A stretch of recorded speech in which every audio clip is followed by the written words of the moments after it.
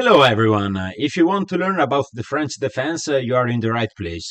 Today, we will learn about the advanced variation, the main ideas, and the common moves. Let's see the positions.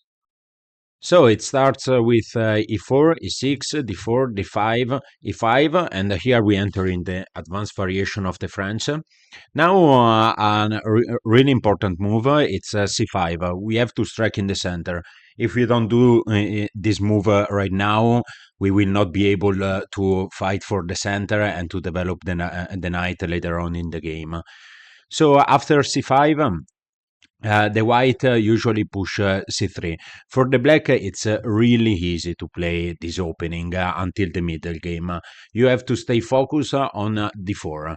All your moves it's to take are made to take the pawn on c4. So c3, knight c6, bishop knight f3 that defends the pawn even more, and queen b6. Queen b6 it's really useful because it's putting pressure on the d4 pawn, and it's also preventing white from the development of his bishop. So after b6, usually I faced a lot of time bishop d3. There are other variations. There is also bishop e2 or a3. It's really common, but I will cover it in another video. So bishop d3. And here we have to take. We have to take because if we play a slow move like bishop d7, he will trade, and I will show you later. So here we have to take, and then bishop d7, and now we are really threatening to take the pawn. In the previous variation here we can't take the pawn because after take there is the intermediate check that loses the queen. So here we take the pawn and then we develop the light square bishop. Now that we are really threatening now that we are really threatening the capture, the white has to react in some way. Usually there are two ways. There is a bishop e2 or there is a bishop c2. I faced a lot of time bishop c2, and after this there is only one move that is knight b4, really strong. Usually you don't develop, you don't move the same piece in the opening, but here it's really important to play knight b4 and to threaten the light square bishop. It's really important because if we do something else, let's say develop the knight, he will place his knight on c3, and we will be stuck with our pieces because after castle there is also knight a4 to be worried, and a lot of stuff. So play knight b4, and after this usually castle or knight c3, but we will enter in the same variation. So let's say castle, trade, and the rook development, and then knight c3. As you can see, in the opening, all our moves were made to put pressure on the d4 square, except for the knight on b4. The knight on b4, it's really useful to take away an attacker from the the white side, because the light square bishop it's really really strong in this diagonal. So if you can get rid of it, and plus now the white position it's a bit stuck. Now he is doing forcing move, and we are kind of controlling the game. So as I said, we have to put pressure on the d4 square, and we have also to develop in the same time. So 97 do exactly that, because now after, let's say, queen d3 that unpin the queen, we play knight f5, and we are threatening the pawn. After that, well, if the white wants, can also can also play g4, but it's bad. It's a bad move. I will show you. Let's say bishop d2, and after that we will play h5. We prevent g4, so the knight will stay forever on the f5 square. It's develop, it's active, it's putting pressure on the d4 square, and here we are doing great.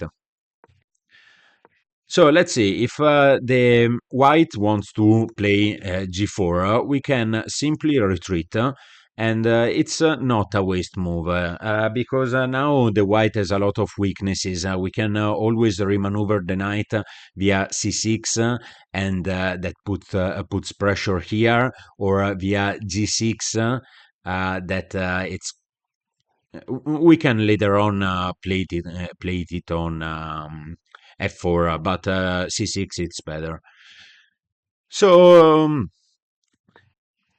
So yeah, other moves that can happen, other errors, let's say that, as I said before, we play bishop d7. Now the white can take, and after take and castle, we can't even develop the knight. If we develop the knight, we lose our bishop. So h5, it's a needed move to prevent before, and after queen e2, and same problem after knight e6, the white will have a comfortable game. He will place the knight here. We will lose the bishop, and by losing the bishop, a lot of other squares will be really, really weak, like the d6 square. But I will talk about the positional squares later on in this video. If you want, skip this part. Yeah, so we have to take, this is a common mistake to develop now the bishop, but I play this line also with white, and I always find myself in a comfortable position. So just trade, and then think about it later. Okay, so after that, there are also other ideas here. The bishop can be developed on the e2 square. So the queen, it's already protecting the d4 pawn, and white will not lose a tempo with bishop d3, bishop c2. So what should you do in this situation? Trade anyway. We want to trade because with the same maneuver, we want to develop the knight and place it on f5. So now the white has two common replies that are knight c3, but it's kinda it's not the perfect move, because after knight f5 and knight a4. Why knight a4? Because now we are threatening to take with three pieces. And this move, it's just bad because you can take it. So knight a4, it's necessary to take away the queen from this diagonal. So after check and bishop d2, we can simply play bishop b4 and trade the light square bishop. And in comparison to the previous position, now the white knight, it's misplaced.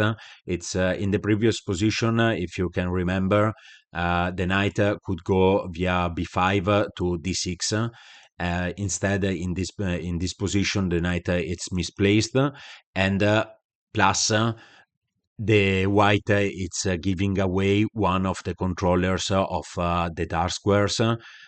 So it's a kind of balanced position, but we are developed. Our pieces are active, and we can castle, and life is good. So this is um, this is one reply, knight c3. The perfect reply, with the same theme of the opening, for protecting the pawn on d4, it's knight a3. knight a3, because after knight f5 there is knight c2 that it's controlling the pawn, and here we simply develop our bishop after castle. Let's say we can play we can play normal, like bishop e7, and after g4 we can play knight h4, trade, and it's a game. So yeah, these are some ideas that can happen, but usually it depends on the level. But usually knight a3, it's not an easy move to spot it if you don't know it, if you don't know that this move already exists. So let's see here, knight a4, it's necessary because let's say that white castle, because you can also have to take in consideration the castle, because after this, if you take the pawn, you should be worried about bishop e3, that well, about maybe first take, and then bishop e3 that pins the bishop, the knight to the queen.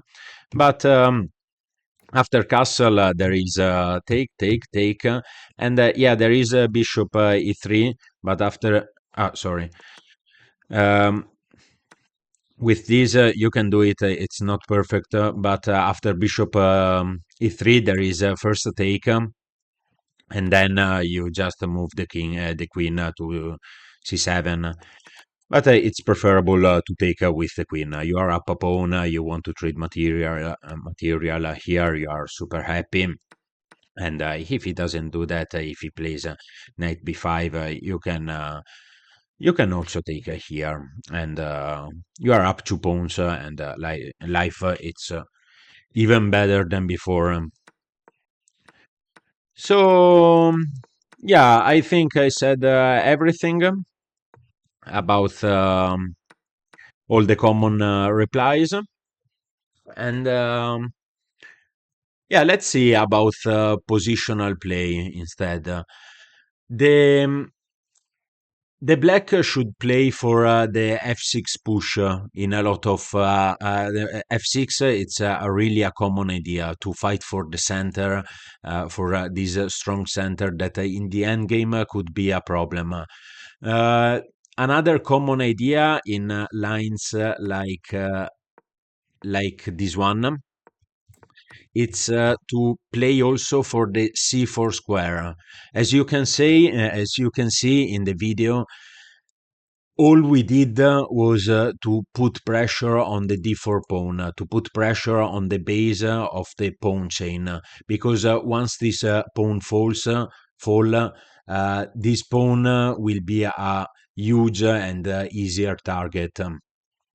So yeah, these are the ideas, and if you want to learn about more replies from white side, check my channel, and in general, if you want to learn about more chess opening theory, feel free to subscribe.